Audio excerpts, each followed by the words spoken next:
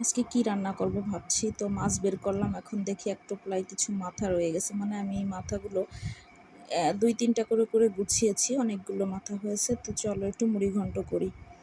আসসালামু আলাইকুম, hello everyone, this is me from my page and welcome back to my new video. কেমন আছো তোমরা? আলহামদুলিল্লাহ, আমিও ভালো আছি, নিশ্চয়ই তোমরাও ভালো আছো। দেখো, এই যে মাছগুলোকে আমি লবণ হলুদ দিয়ে মাখিয়ে নিয়েছি। এরপরে হচ্ছে এগুলা সরিষার তেলের ভিতরে ছেড়ে দিলাম। মাথাগুলোকে আমি ভেজে নিব।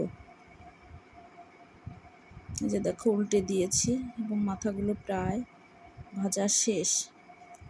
এখন আমি এর ভিতর আরেকটু তেল দিয়ে দিব এবং তেলের ভিতরে দিয়ে দিব হচ্ছে দারচিনি, এলাচ আর হচ্ছে কিছু তেজপাতা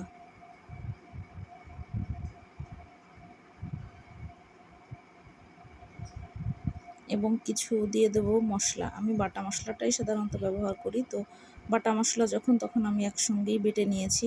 এখানে ছিল হচ্ছে জিরা, আদা, রসুন, পেঁয়াজও দিয়েছি বেটে এবং মশলাটাকে আমি সুন্দর করে কষাবো। এরপরে দিয়ে দেব হচ্ছে হলুদ, লবণ আর হচ্ছে শুকনা ঝালের গুঁড়ি এবং মশলাটাকে আমি সুন্দর করে কষিয়ে নেব। এই যে দেখো, মশলাটাকে সুন্দর করে কষাচ্ছি এবং এর ভিতরে একটু পানি দিয়ে দেব। পানি দিয়ে এটাকে নাড়াচাড়া করতে থাকবো অল্প আঁচেই। এটা সুন্দর করে কষে আসবে। যখন এর উপরে তেলটা ভেসে উঠবে, তখন আমি এই ডালটা ছেড়ে দিব। মানে এই ডালটা তো আমি আগেই ভেজে তারপরে ভিজিয়ে রেখেছিলাম।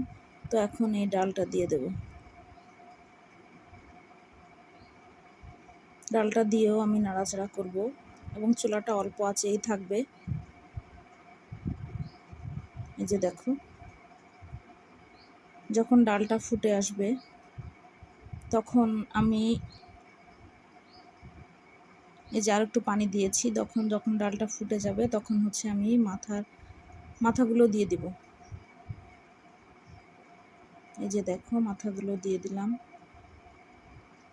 মাথাটা দিয়েও আমি একটু নাড়াচাড়া করব এবং কিছুক্ষণ ঢেকে দিব। কিছুক্ষণ পরে আমি দেখছি এই অবস্থা। দেখো, ডালটাও ফুটে গেছে, মাথাগুলোও কিছুটা আছে আস্তে আস্তে। এখন আর একটু ঝাল বেশি দিতে হয় যেহেতু মুড়ি ঘন্টতে, তো একটু কাঁচা ঝালও দিয়ে দিলাম। এরপরে এই যে দেখো পরিস্থিতি। এখন আমি কি করব জানো, একটা ফোড়ন দিয়ে দেবো, মানে শুকনো ঝাল আর পেঁয়াজের একটা ফোড়ন দেবো। আমি ডালটা একটু পানি পানি করেছি, মানে একটু ঝোল ঝোল করেছি, কারণ হচ্ছে আমার হাজব্যান্ড তো ডালে পানি ছাড়া খাবে না, আমার ছেলেও তাই। তো এই যে দেখো, আমরা এখন দুপুরে খেয়ে নিচ্ছি। এই যে দেখো, সুন্দরই হয়েছে এবং অনেক সুন্দর একটা ঘ্রাণ আসছে, যেহেতু আমি একটা ফোড়ন দিয়েছি। ঠিক আছে, তোমরা ভালো থেকো, ভালো লাগলে লাইক, কমেন্ট, শেয়ার করো।